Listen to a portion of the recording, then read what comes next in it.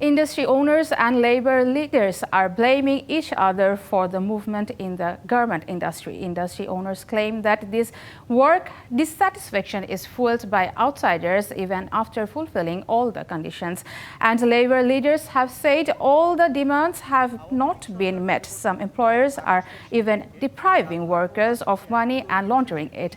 Labor leaders also believe that the movement will not stop if the demands are not met. After that, various parties, including the government, employers and workers, representatives held meetings in phrases.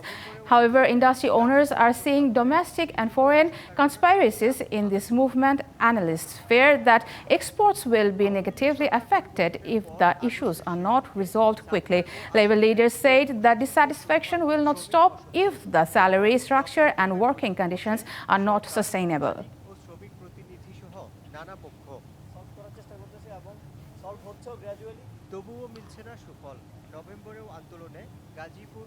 নগদের সর্বোচ্চ বার 167 টাকা রিচার্জে পাবেন 1 লাখ টাকা পুরস্কার। আরও আছে প্রতি সপ্তাহে পুরস্কার ও ক্যাশব্যাক।